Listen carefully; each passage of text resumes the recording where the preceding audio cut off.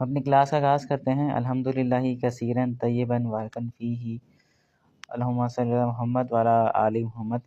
اللہ کے فضل و کرم سے ہماری عقیدے کی کلاس نمبر 39 کا آغاز ہونے جا رہا ہے۔ ہم نے پچھلی جو کلاسز ہیں اس کے اندر مختلف عقائد کو ڈسکس کیا تھا، اور ہم نے اسی طرح مسئلہ نور و بشر یعنی اور حاضر و ناظر اس چیز کو بھی ڈسکس کیا تھا، لیکن مجھے ضرورت محسوس ہوئی کہ اس چیز کو شاید بہت زیادہ ان ڈیپتھ جا کے شاید ہم نے ڈسکس نہیں کیا، تو لیکن میں نے سوچا کہ اس کو ایک ریمائنڈ کے طور پر آپ کے سامنے ذکر کیا جائے، اور آپ کے اس حوالے سے بھی عقائد یعنی لازم آپ کے سامنے کلیئر کیا جائے۔ دیکھیں، نبی علیہ السلام کا جو معاملہ ہے اس امت کے اندر، بلکہ اس پوری دنیا کے اندر ایک یعنی منفرد معاملہ ہے۔ یعنی پہلے جتنے بھی انبیاء علیہ السلام آئے، ان کے بعد بھی نبی آتے تھے، اور جو اس بات کا یعنی دعویٰ کرتے تھے کہ ہم اللہ تعالیٰ نے ہمیں نبوت عطا کی ہے اور ہم پر ایمان لے کر آؤ، اور جو ہم پر ایمان لے کے آئے گا اس کو جنت کی بشارت دیتے تھے، اور جو ان پر ایمان نہیں لے کے آتا تھا اس کو بڑے دن کے عذاب کی دھمکی لگاتے تھے، اس کا خوف سناتے تھے۔ لیکن نبی علیہ السلام کے ساتھ جو معاملہ ہے، ہم نے اس بات کو سیکھا تھا کہ شیاطین کا یہ طریقہ ہوتا ہے کہ جس کام کی جس گناہ سے بھی انسان برباد ہو سکتا ہے وہ اس سے وہ گناہ کروا دے۔ دیکھیں، اللہ تعالیٰ فرماتا ہے سورۃ الکہف ہے، سورۃ نمبر 18 ہے اس کے آیت 50 کے اندر، کہ بے شک یہ جو شیطان ہے یعنی یہ تمہارا کھلا دشمن ہے، فرمایا کہ یہ جب تمہارے باپ کو حکم دیا گیا تھا، یعنی اس کے متعلق حکم دیا گیا تھا فرشتوں کو اور اس ابلیس کو کہ ان کو سجدہ کرو، تو فرشتوں نے سجدہ کیا مگر اس ابلیس نے سجدہ نہ کیا اور وہ جنات میں سے تھا۔ تو فرمایا گیا کہ تم اس کو چھوڑ کر یعنی اس کو اپنا رفیق بناتے ہو اللہ کو چھوڑ کر۔ تو اللہ تعالیٰ نے گویا کہ انسان کو غیرت دلائی کہ یہ وہ شخص ہے، یعنی یہ وہ یعنی مخلوق ہے جس کی دشمنی ازل سے تمہارے یعنی جنس کے سپیشیز کے ساتھ ہے، اور اس کا یہ یعنی وتیرہ رہا ہے کہ جب بھی جس گناہ سے انسان برباد ہو سکتا ہے وہ گناہ انسان سے ایٹ لیسٹ کروائے تاکہ اس کی آخرت برباد ہو جائے، یا وہ شخص کی یعنی جو یعنی آخرت جس پہ اوپر سب کچھ چیز کا دار و مدار ہے وہ انسان کی برباد ہو جائے۔ آخرت برباد ہونے سے کیا مراد ہے کہ وہ شخص مستقل جہنم میں چلا جائے، اور مستقل جہنم میں کون شخص جاتا ہے؟ اس والے سے ہمیں قرآن مجید کے اندر آیت ملتی ہے، سورۃ نمبر 5 ہے، سورۃ المائدہ، اور آیت نمبر 72 میں جو عیسیٰ علیہ السلام کا خطبہ اللہ تعالیٰ نے نقل کیا قرآن مجید میں، کہ وہ فرماتے تھے کہ جس شخص نے بھی اللہ تعالیٰ کے ساتھ شرک کیا، اللہ تعالیٰ نے اس پر جنت حرام کر دی اور اس کا ٹھکانہ آگ ہے، اس کو کوئی مددگار نہیں۔ تو فرمایا کہ اس کی یعنی ایسا گناہ وہ شیطان کی کوشش ہوتی سب سے پہلے کہ وہ انسان سے ایسا گناہ کروائے جس کی یعنی کوئی بخشش بھی نہیں ہوتی، اور جس کا جو ٹھکانہ ہے ہمیشہ ہمیشہ کی آگ ہے۔ اس لیے ہم نے سب سے پہلے سیکھا تھا کہ سب سے بڑا جو گناہ ہے وہ شرک ہے۔ نبی علیہ السلام سے پوچھا کہ صحیح بخاری میں سے کہ اللہ کے رسول سب سے بڑا کبیرہ گناہ کیا ہے؟ تو فرمایا کہ اللہ تعالیٰ کے ساتھ کسی کو شریک ٹھہرانا۔ اور شیطان نے نبی علیہ السلام کی جو امت ہے ان کے ساتھ یہ کھیل کھیلا کہ ان سب لوگوں کو شیطان نے یعنی اللہ کے رسول صلی اللہ علیہ وسلم کو اللہ تعالیٰ کا شریک بنا کے امت کے اندر محبت کے نام پر اس شرک کو رائج کر دیا۔ اب لوگ یعنی اس چیز کو محبت کا نام دے رہے ہوتے ہیں، جبکہ وہ اصل میں اللہ کے رسول صلی اللہ علیہ وسلم کو یعنی شریک ٹھہرا رہے ہوتے ہیں، کس چیز کے ساتھ؟ یعنی اللہ کے ساتھ۔ تو یہ ایک بہت ہی ایک خطرناک معاملہ ہے جو لوگوں کی طرف سے ہمارے معاشرے کے اندر چل رہا ہوتا ہے، تو آج ہم اس بار سے سیکھیں گے۔ تو سب سے پہلے ہم نے اس آج کی جو کلاس ہے اس کے اندر یہ بات سیکھنی ہے کہ ہمارے معاشرے کے اندر یہ معاملہ ہے کیوں؟ یعنی ہم نے توحید کی جو اقسام پڑھی تھی، توحید کی 3 اقسام ہیں، کوئی بتا سکتا ہے کہ 3 اقسام کون سی ہیں؟ توحید ہمیں 3 کیٹیگری اس میں ڈیوائڈ کیا تھا، اس میں توحید فی الذات یہ سب سے امپورٹنٹ چیز ہے۔ اب دیکھیں کہ اللہ تعالیٰ نے یہ جو آیت موجود ہے اس کو مختصر ہم پڑھتے ہیں۔ اللہ تعالیٰ نے فرمایا، یہ سورۃ التوبہ کی آیت ہے، آیت نمبر 30 اور 31 ہے، اور سورۃ نمبر 9 ہے۔ اللہ تعالیٰ فرماتا ہے کہ یہودی کہتے ہیں، یعنی یہود کی طرف سے یہ اللہ تعالیٰ نے قول نقل کیا ان کا، کہ عزیر یہ اللہ کے نبی تھے علیہ السلام، اللہ کے بیٹے ہیں، اور نصارہ کہتے ہیں کہ مسیح یعنی عیسیٰ علیہ السلام اللہ کے بیٹے ہیں۔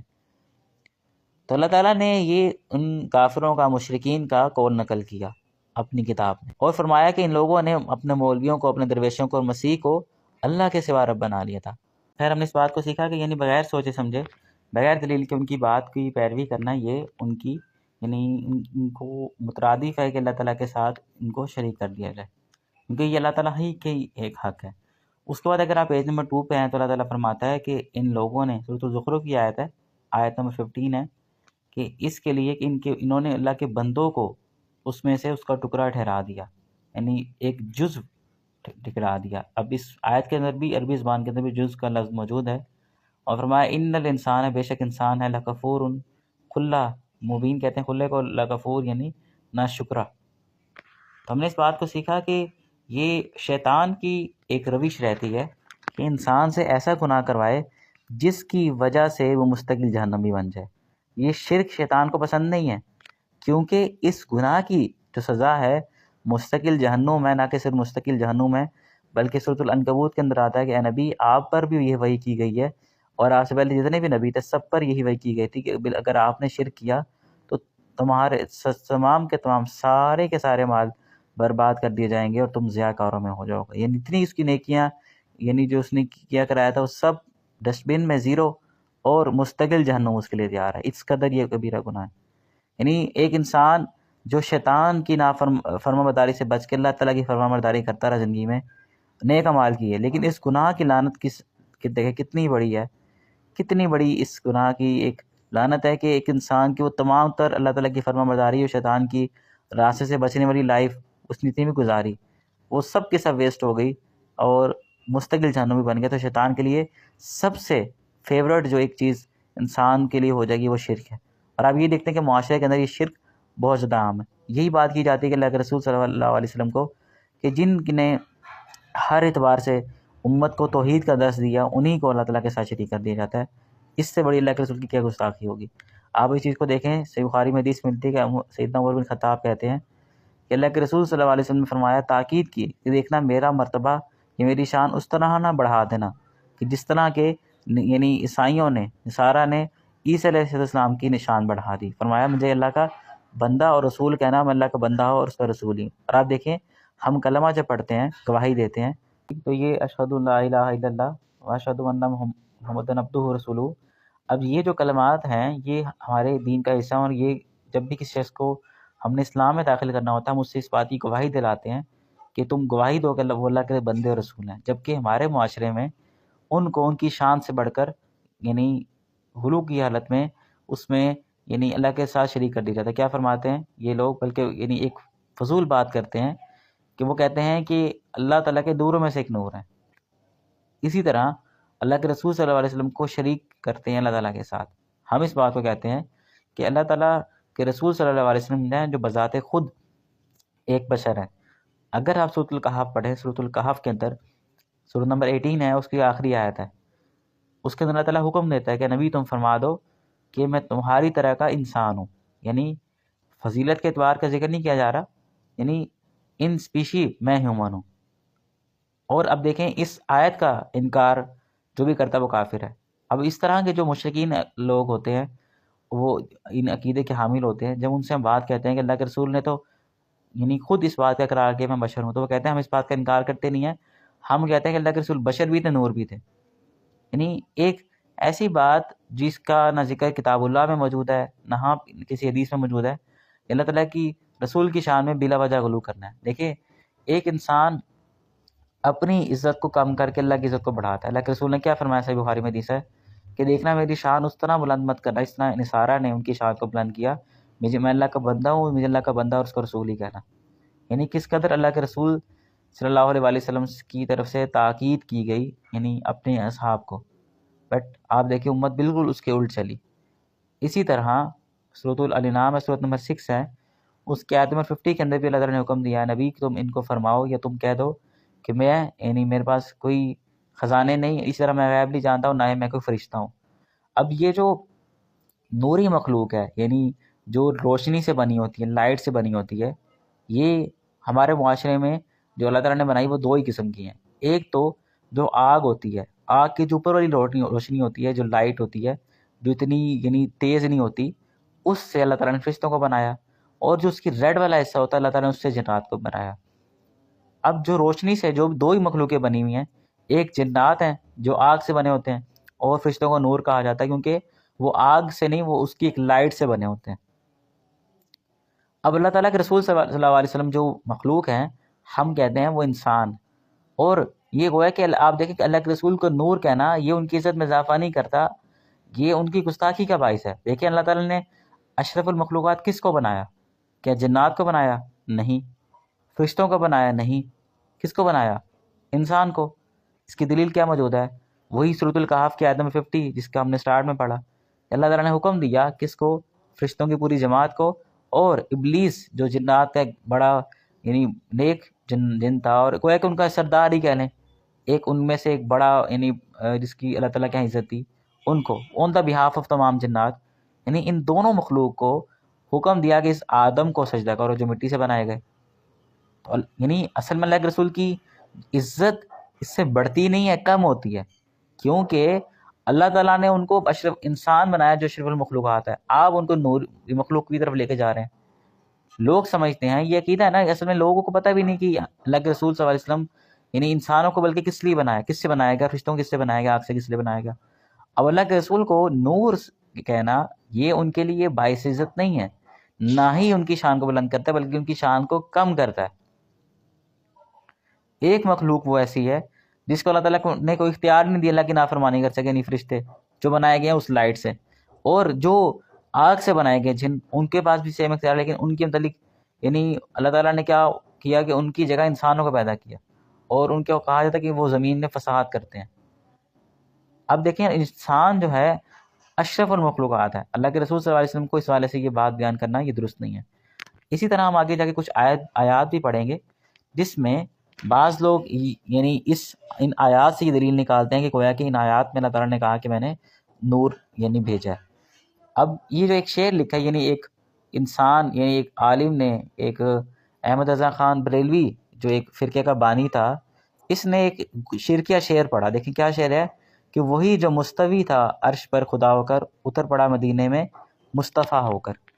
اب ان لوگوں کی شرک کی آپ حالت دیکھیں، یہ کہہ رہے ہیں کہ وہی یعنی ہم اللہ تعالیٰ کے والے سے ہمارا کیا عقیدہ ہے؟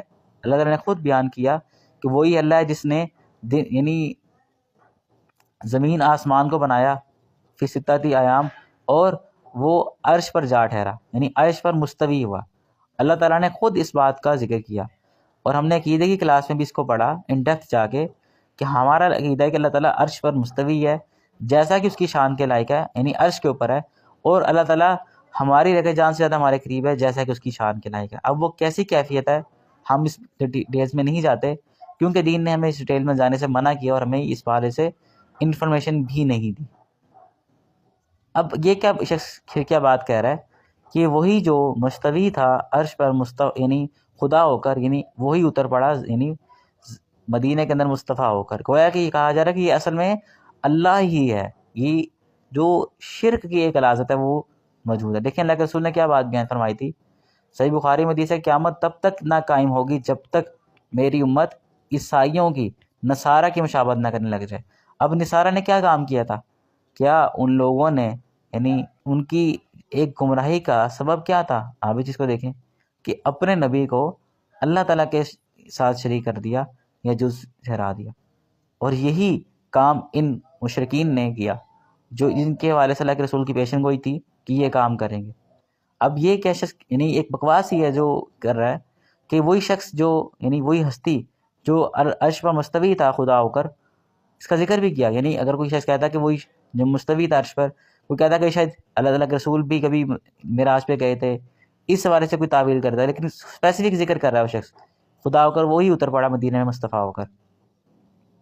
تو ان لوگوں کے اندر یہ جو شرک ہے یہ کیوں موجود ہے؟ کیونکہ ان لوگوں کے ہاں ایک تو عیسائیوں کی مشابہت، ان کے اندر ایک پیشن گوئی اللہ کے رسول کی پوری ہوئی، دوسرا یہ کہ یہ ہندوؤں کے ساتھ رہے ہیں، ان کے جو گوڈز ہیں، ان کے جو خدا ہیں، ان کے ہاں بیٹے ہوتے ہیں، اسی لیے یہ بھی اللہ کے رسول صلی اللہ علیہ وسلم کے ساتھ اس طرح کا معاملہ کرتے تھے، جبکہ اللہ کے رسول نے منع فرمایا۔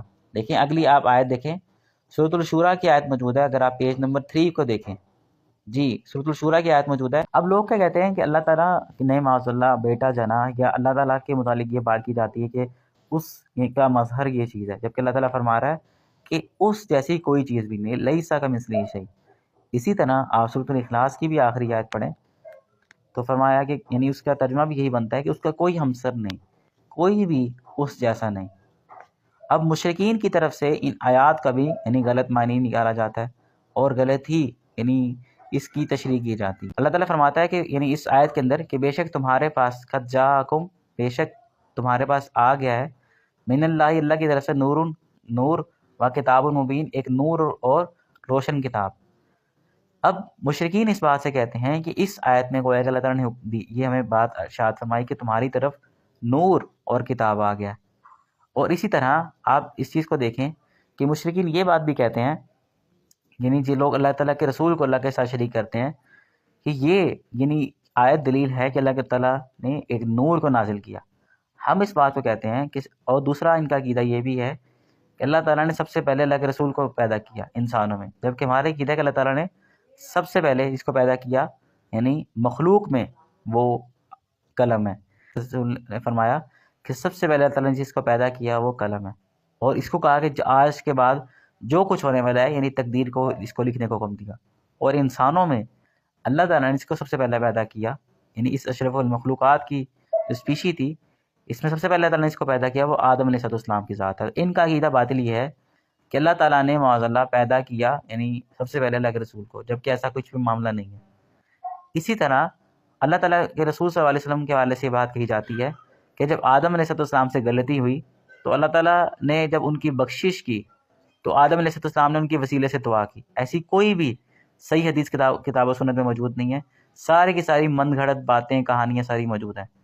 آدم علیہ السلام کی توبہ کیسے قبول ہوئی؟ سورۃ الاعراف کے اندر دلیل موجود ہے۔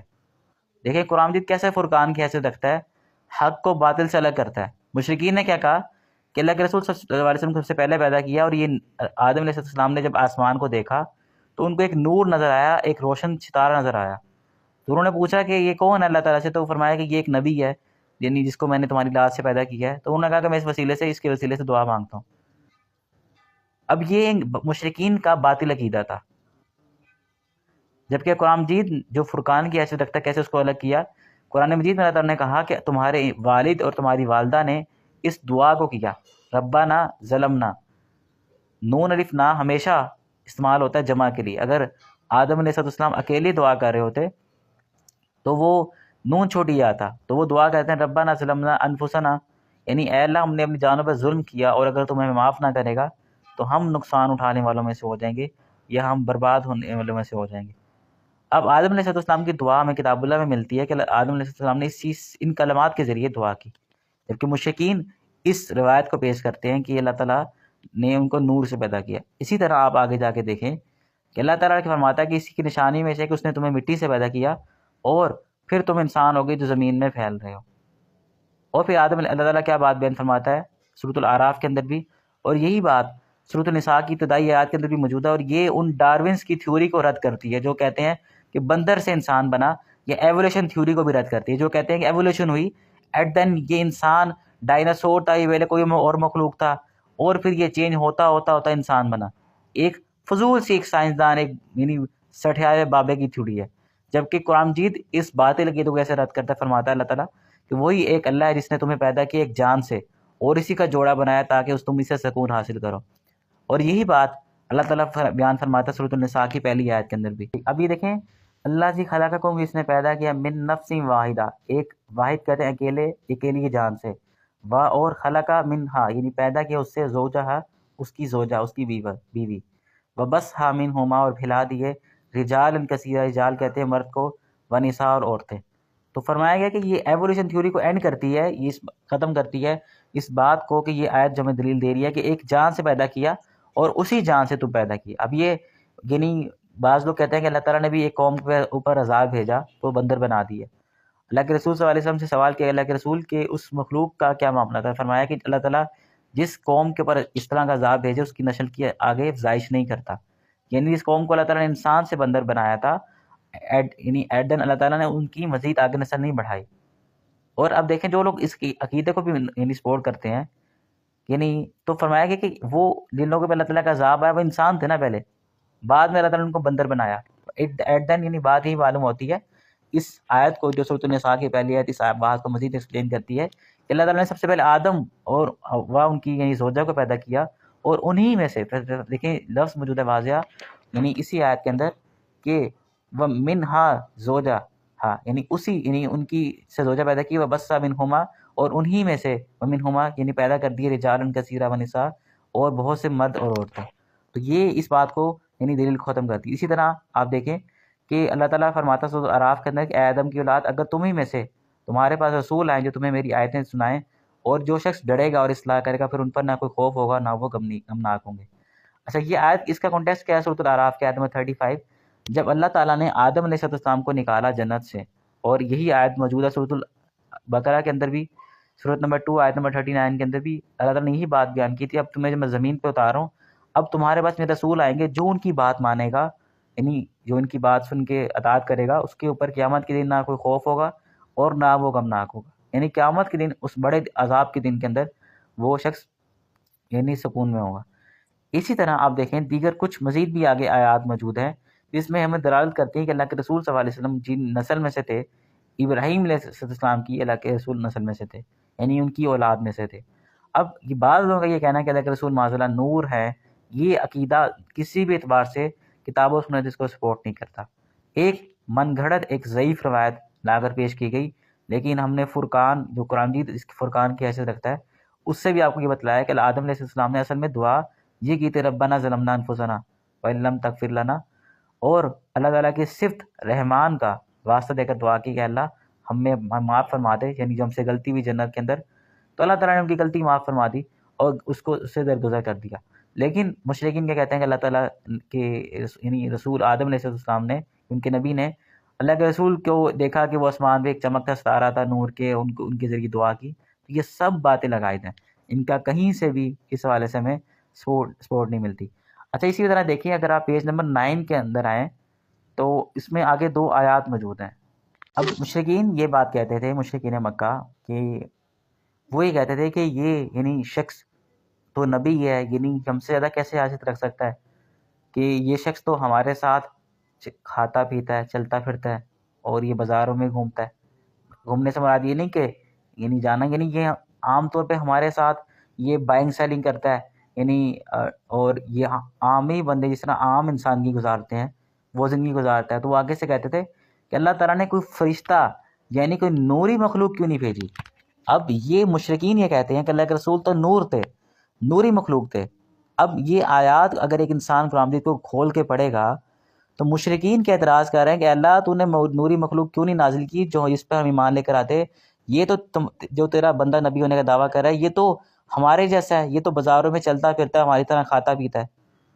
اب بتائیں اگر اللہ کے رسول نوری مخلوق ہوتے تو مشرکین اعتراض کیوں کریں کہ یہ تو ہماری طرح کا شخص ہے جو ہماری طرح چلتا پھرتا ہے.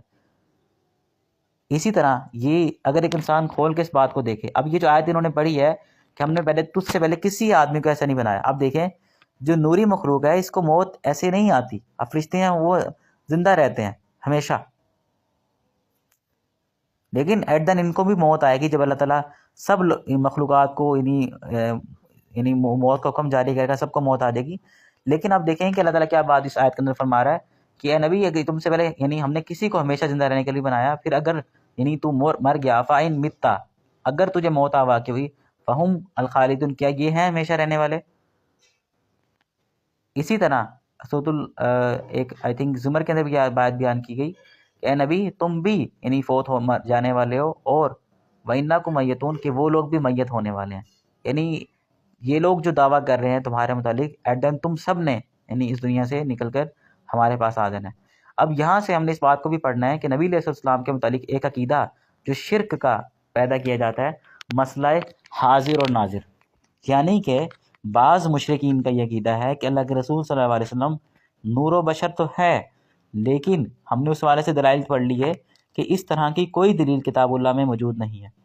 ایک صرف من گھڑت روایت ملتی ہے جس کا بھی رد کتاب اللہ کے اندر خود موجود ہے. اب یہ مسئلہ ہے کہ اللہ کے رسول صلی اللہ علیہ وسلم کو کہنا کہ وہ حاضر اور ناظر ہے. اب یہ اتنا بڑا شرک ہے کہ جو شرک عیسائیوں کے اندر بھی نہیں تھا. یعنی اس قدر غلیظ ایک معاملہ ان لوگوں کے اندر، ان مشرکین کے اندر موجود ہے. اب یہ لوگ کیا کہتے ہیں کہ اللہ کے رسول صلی اللہ علیہ وسلم، بعض لوگ کیا کہتے ہیں کہ ہر جگہ حاضر اور ناظر ہیں. دوسری بات، بعض مشرکین کا عقیدہ یہ ہے کہ اللہ کے رسول مدینہ کے اندر جہاں پہ ان کی قبر مبارک ہے وہاں بیٹھے ہوں، لیکن اس پوری دنیا پر نظر رکھے ہوئے. ہم یہ بات ان سے سوال کرتے ہیں کہ اس کے اوپر کتاب اللہ سے اور سنت رسول سے کیا دلیل موجود ہے؟ تو کوئی دلیل، کوئی خاطر خواہ دلیل نہیں پیش کی جاتی، جبکہ اس کے اوپر رد کے اوپر بہت سی آیات موجود ہیں اور ہم ان چیزوں کو پڑھتے ہیں. اب یہ جو آیت ابھی انہوں نے پڑھی ہے کہ فرمایا کہ نبی ہم میں نے کسی شخص کو ایسا نہیں بنایا جو یعنی ہمیشہ اس دنیا کے اندر زندہ رہنے والا ہو. اسی طرح اللہ کے رسول کے متعلق یہ بات بیان کی گئی کہ اگر یعنی تم فوت ہو گئے تو یعنی یہ بھی لوگ بھی فوت ہونے والے ہیں. اسی طرح ہمیں سیدنا ابوبکر کا خطبہ ملتا ہے جو صحیح بخاری کے اندر موجود ہے. جب نبی علیہ الصلوۃ والسلام فوت ہوئے تو سیدنا ابوبکر صدیق رضی اللہ عنہ نے یعنی کچھ یعنی فتاویٰ ان کے موجود ہیں ان کی میت کے اوپر، ان کے جنازے کے اوپر، اور وہ جو ان کے الفاظ موجود ہیں ہم اس کو پڑھیں گے. اس سے میں بات کلیئر ہوگی کہ ہم یعنی ایٹ دین ہمیں کیا بات سیکھنے کو ملتی ہے. دیکھیں ہم نے اس بات کو شروع میں سیکھا تھا کہ ہم وہ عقائد و نظریات رکھیں گے جو اللہ کے اور اس کے رسول کے تھے، یعنی اللہ تعالیٰ نے اپنے رسول کے اوپر نازل کیے اور اللہ تعالیٰ کے جو رسول ہیں ان کے اصحاب نے ہم تک پہنچائے. اب اسی طرح ہمیں دیکھیں کہ آیت ہمیں ملتی ہے قرآن مجید کے اندر کہ اللہ تعالیٰ کے رسول صلی اللہ علیہ وسلم کے مالک سے یہ بات بیان کی گئی کہ اے نبی یعنی کل کو اگر یعنی تمہیں موت واقع ہوتی ہے تو کیا یہ لوگ دین سے یعنی اس دین سے الٹے قدم پھر جائیں گے؟ اور وہ آیت موجود ہے کہ وما محمد الا رسول، یعنی محمد تو نہیں مگر ایک رسول، اور ان سے پہلے بھی کئی رسول آئے.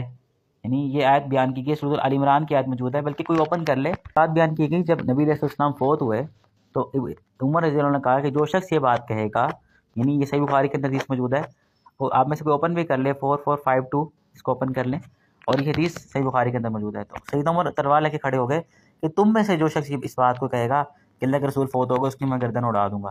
تو سیدنا ابوبکر صدیق جب اللہ کے رسول صلی اللہ علیہ وسلم کی اس میت پر آئے تو اس حوالے سے ہمیں ذکر بھی موجود ہے صحیح بخاری کی 4452 حدیث کے اندر. تو انہوں نے ایک عجیب بات کہی.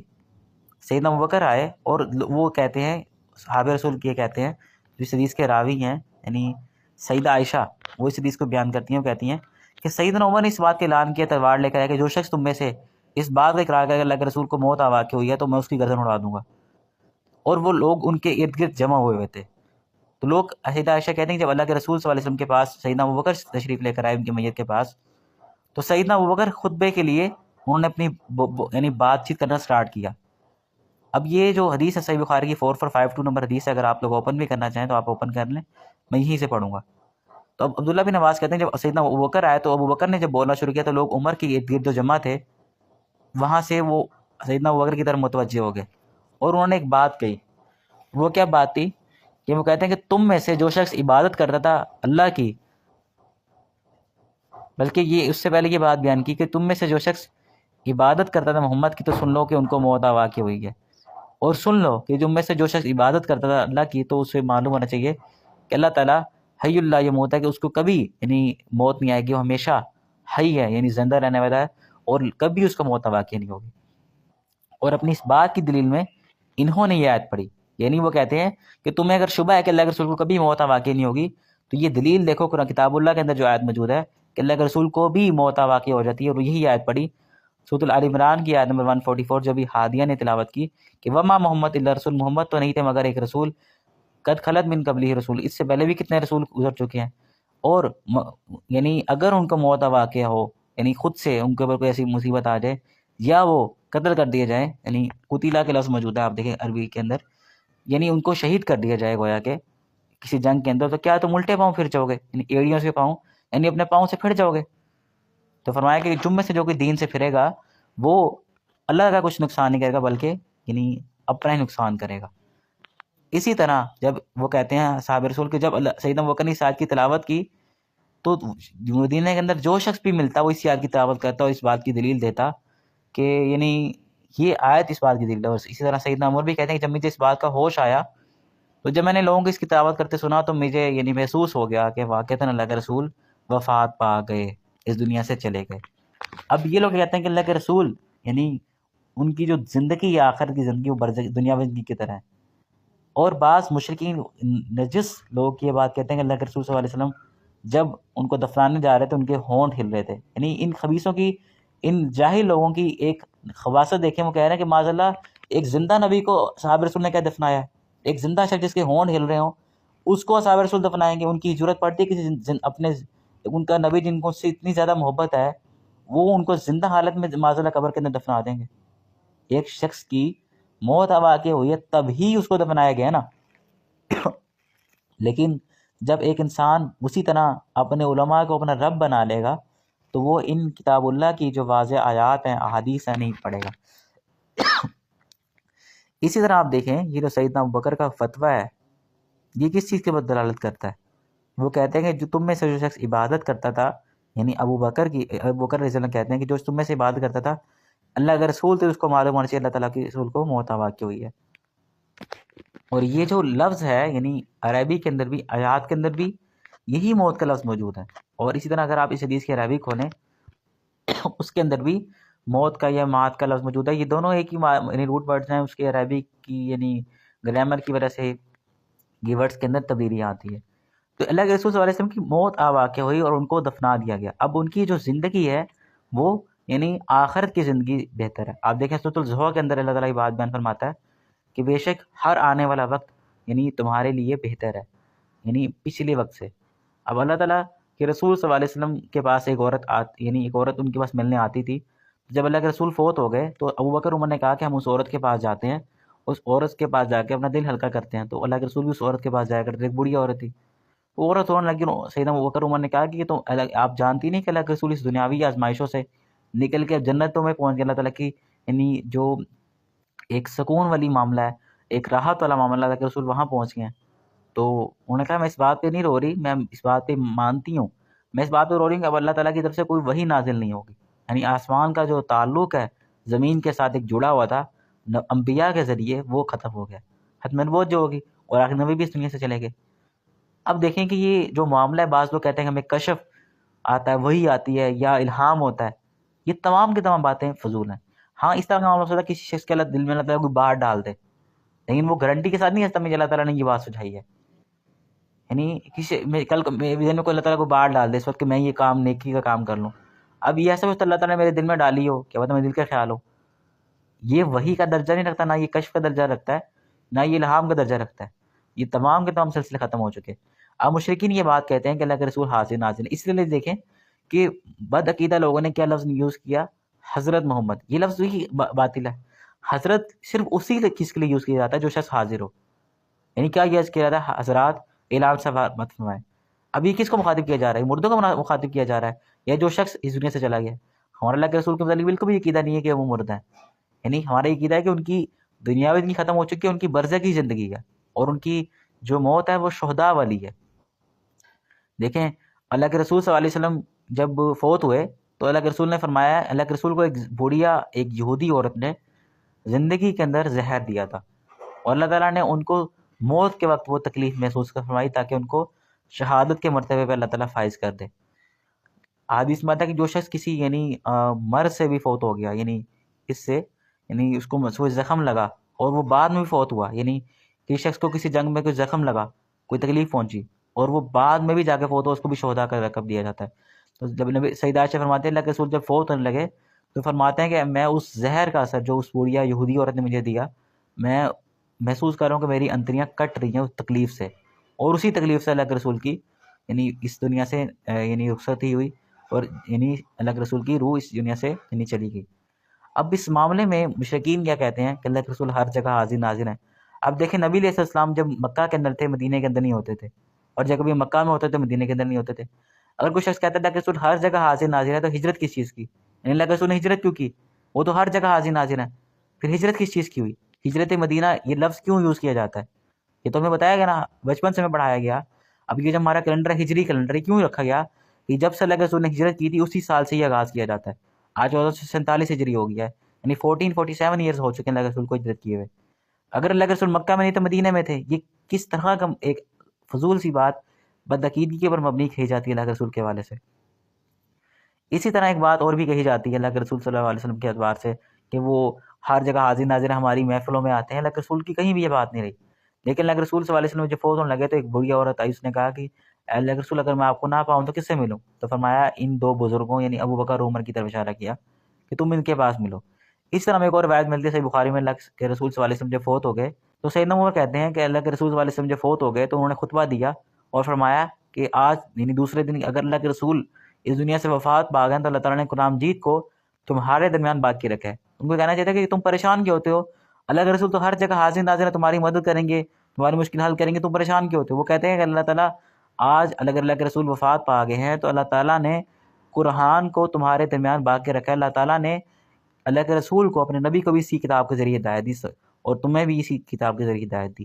ان کو کہنا چاہیے کہ تم پریشان کیوں ہوتے ہو؟ اللہ کے رسول تو اس دنیا سے پردہ فرما گئے، ان کو موت واقعی نہیں ہوئی، جس طرح مشرکین کہتے ہیں کہ ان کو موت واقعی نہیں ہے، اصل میں وہ پردہ فرما گئے ہیں اور وہ ہر جگہ حاضر ناظر ہیں۔ تو ان کو یہ بات کہنی چاہیے تھی، جبکہ وہ کہہ رہے ہیں کہ اللہ تعالیٰ نے اگر وہ چلے گئے تو اس کتاب کو تمہارے درمیان باقی رکھا ہے۔ تو اس چیز کو یعنی یہ حدیث بھی اس کے اوپر دلیل دیتی ہے۔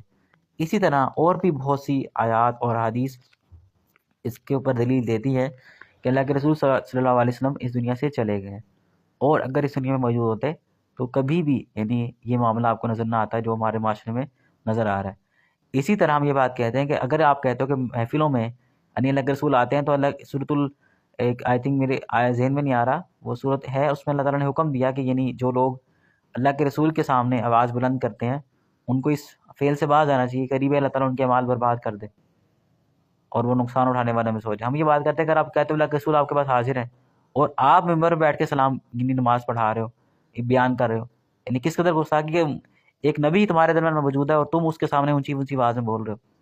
یہ اس تمام کی تمام باتیں ان کی دماغ کھولنے کے لیے کی جاتی ہیں تاکہ ان کو سمجھ آئے کہ یہ کس حد تک بدعقیدگی کے اندر یعنی گرے ہوئے ہیں۔